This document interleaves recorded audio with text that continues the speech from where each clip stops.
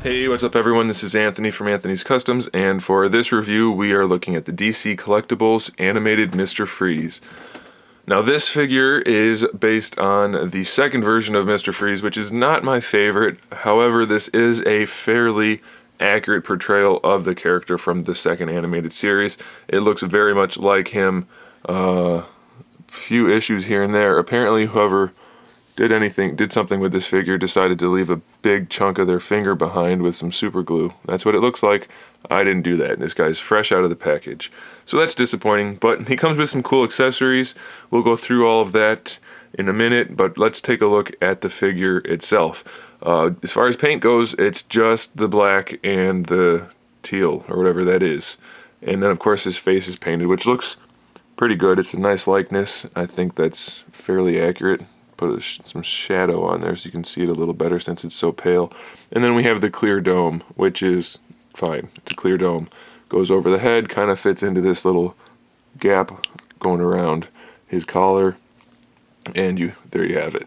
As far as articulation goes, the head is on at least a single ball peg, maybe a double, I'm not sure, but it'll give you enough to just turn his head around a little bit, give him some expression, and that's it. For the shoulders, we have a hinge up here.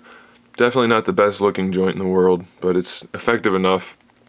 It will of course rotate, but the shape of this chest piece keeps his arm from coming straight out, so it has to go out at an angle. And then we have a hinge for the elbow, but since they sculpted the arm at this great angle, you can't bring his arm up. It's a really dumb design. You have to bring it up to the side like that, which is obviously not going to work.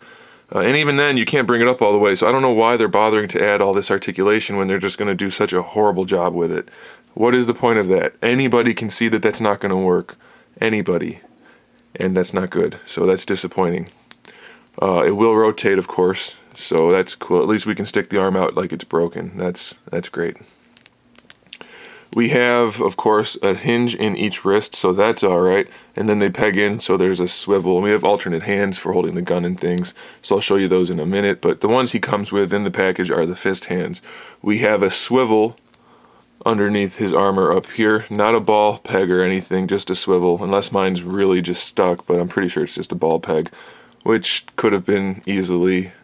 it's just a swivel. Could have easily been a ball peg, which would give him some more posability, but they didn't do that. So that's a thing. And then for the hips are fairly standard style hips.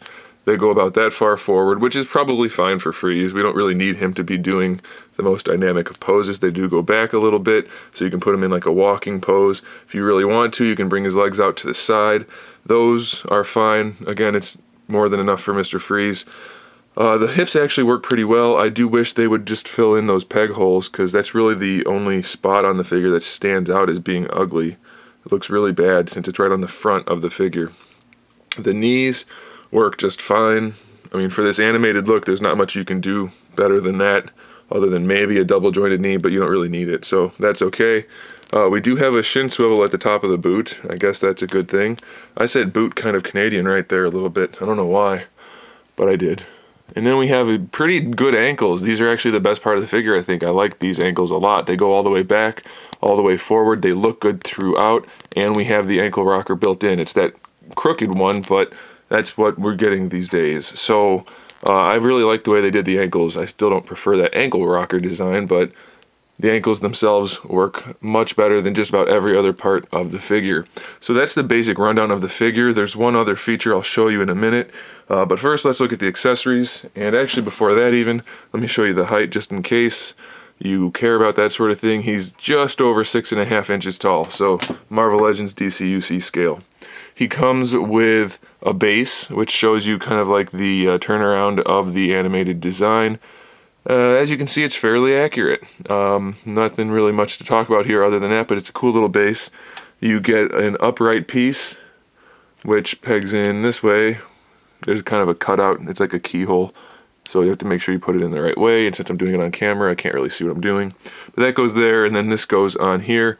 It's a really strange design, but this little clip will help stabilize the figure. So there's that. It comes with this little fold out, just because it's kind of a cool 90s-esque little insert, so that's kind of cool. not much to it otherwise. This is the series I'm really looking forward to, guys.